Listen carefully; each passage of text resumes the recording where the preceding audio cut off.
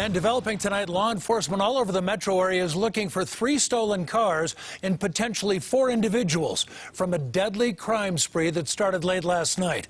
The series of robberies, carjackings, and shootings spanned much of Denver and got into Lakewood. One shooting killed a student. The other left a robbery victim in critical condition. Our Jeff Todd has been unraveling all that went down. Jeff, much of this played out right along Colfax. Jim, there were those 2 shootings, but there were other tense situations. A driver here in this parking lot gave up his car and was unharmed. Police are very concerned with this high level of violence, and they need help finding these suspects. We need everybody in our community to help us identify who these individuals are and bring them to justice as quickly as possible. It was around 10 Tuesday night when the first altercation began at this intersection not far from Alameda and Federal. The suspects were seen breaking into a car. They ended up leaving in a blue Camry. And about an hour later in East Denver, a driver had his car stolen, a 2018 Honda CR-V. Both of those cars were seen later down Colfax when a man was shot. He's now in critical condition.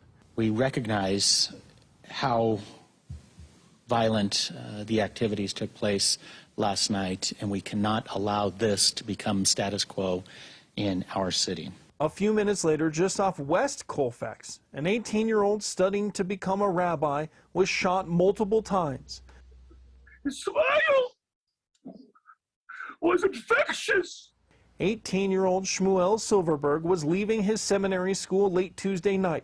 Wednesday morning, loved ones remembered him at this funeral streamed online. And who's a better choice than you, Shmuley, to be our representative, the epitome of chesed? You have a special place in Shemayim. There is a third car that was stolen involved in this case. Lakewood police tell us that it was actually taken from a car dealership. We have descriptions of all of these cars on CBSDenver.com because as of now, none of them have been found. Now, as for that homicide, Denver police say they do not believe it is bias motivated, but they're not willing to get rid of that as a potential charge in the future. We're live in Denver tonight. Jeff Todd covering Colorado First.